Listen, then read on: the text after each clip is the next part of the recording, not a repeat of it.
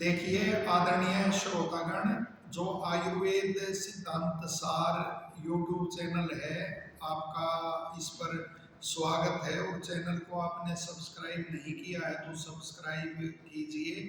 और जानकारी आपको अच्छी लगती है तो लोकहित के लिए इसे आप शेयर अवश्य कीजिए। आयुर्वेद के संदर्भ में विलक्षण जानकारियां आपके साथ साझा करने के लिए हम संकल्पित हैं। और उसी कड़ी में आज हम जो कंद है अदरक, तो उस पर प्रकाश डालते हैं।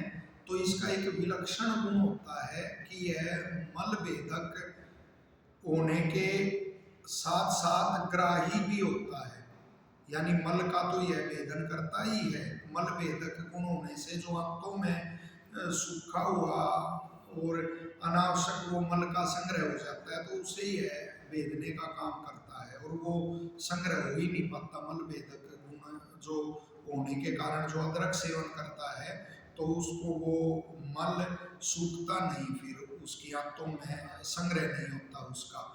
और साथ ही ग्राही गुण इसका है कि यह कच्चे को पकाने का काम करता है। ऐसा नहीं है कि मल भेदक है तो यह बगैर पके हुए ही अन्न को बाहर निकाल देगा, वह हानि भी यह नहीं होने देता।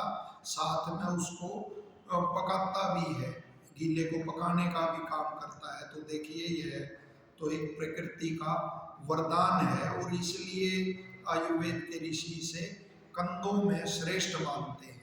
और बिल्कुल कहा गया है कि भोजनाग्रे सदा पथ्यम लवणार्द्रका भक्षण, कि भोजन से पहले लवण सेंध और लवण लगाकर और अदरक का सेवन करना वो पथ्य रहता है। यह रुद्राग्नि जो होती है उसको प्रदीप्त करता है, उष्ण तीक्ष्ण चरपरा होता है।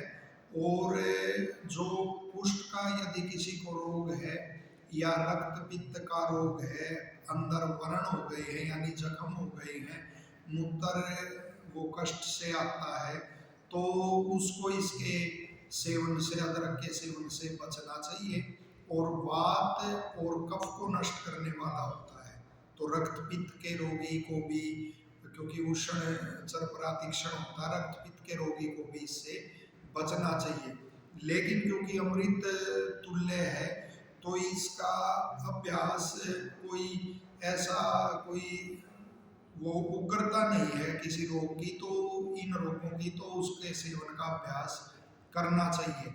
और उसके लिए जैसे दूध में आप अदरक को उबालते हो, दूध गर्म करते हुए, तो वो जो अदरक बचता है फिर उसे फेंक देते हैं, लेकिन उसे फेंकना नहीं चाहिए। उसकी उस समय उग्रता और तीक्ष्णता जो है वो कम हो जाती है। उसको बाहर निकाल के आप और फिर थोड़ा सा उसको सूखने दे या थोड़ा उष्ण जल से साफ करके और फिर चटनी में उसका आप प्रयोग कर सकते हैं।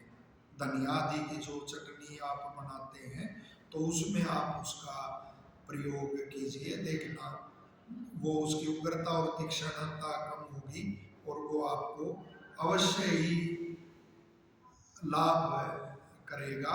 तो और जो ये कोष्ठ भी अपने होते हैं, जैसे वात प्रकृति है तो उसका जो कोष्ठ होता है उसको वो कहा गया है वो तो क्रूर कोष्ठ होता है। और जो कफ वाले का होता है वो मध्य होता है और पित्त वाले का कोमल कोष्ठ होता है। तो वात और कफ वाले को तो ये ऐसे ही सेवन करना चाहिए जैसे कहा गया है कि भोजन के पहले ही आरंभ में इसको लवण लगाकर और उसका सेवन करना चाहिए। और ये ऋतु जो चल रही है इसमें तो इसका सेवन प्रशस्त माना गया है। शरद और गर्मी में इसका वो निषेध किया गया, उस समय इसके सेवन से बचना चाहिए। आशा जानकारी आपको लाभदायक लगी होगी और लोकहित में इसे आप ज़्यादा से ज़्यादा शेयर